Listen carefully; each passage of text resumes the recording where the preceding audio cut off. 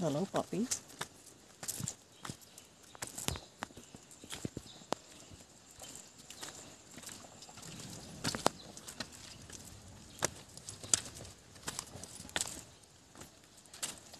Ay, talagang ganyan na sa kalaki. Coffee shop. Talaga pong ganyan lang sa kalaki. Yes po. Dahil pinuputol yung dulo niya para hindi siya tataas. Oh, Yung mga coffee tree. Yan. Ito yung Honesty Store. Coffee shop. Kape. Ano ko ngayon? Sinasabi nila. Wala kasing kuryente. brown out po. Ano yung... Brown out or talagang ganyan lang yung kuryente niya? Solar. Solar talaga.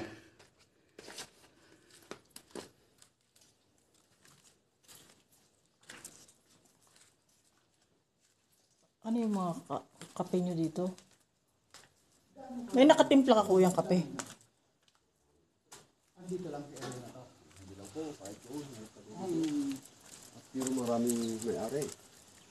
Doon sa kabila, iba. Dito, yung may-ari nito. Ito, sir, ang sibit.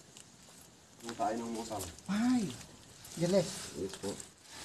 Ito yung pinakamahal na kape. Oo. Yung Cibit Coffee. Tayo ng musang. Diyan ka nga. Yung kape na kinain ng musang, tapos idudumi niya, ito na yun.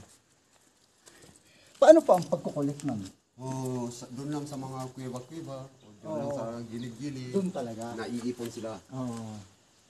Dahil kung busog yung musang at example, tumayo dyan sa taas, tingnan, doon siya tumayo, kukunin. Kukulit po yan. Iipunin po. Dahil malinis purong-puro na kape. Oo. Dinalatan kasi bago kinain. Kape niya. Yes po. Gusto mong kape? Galing. Oh, kuha ka isa. Magkano ang kape nila? Cup ng kape. 80 pesos. Oh, kape tayong tatlo. Oo, yung ganito. Kape kayo, bayaran nyo. Ako, kape lang ako ng kunti dahil sawang-sawa na po ako. Libre. Libre ang mga to. Sige. Ano gusto? Isang Isa lang, kape isa lang. lang. Isa lang po Dalawa kami. kayo. Isa lang. Okay. Share kami. Doon, kayo. Kuha. Ikaw na, ikaw na. Ang kape na? One. Para matikman yung maraming pa. Ano ba yung...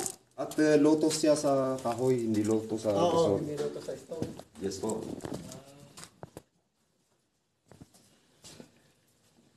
Lotos kasama.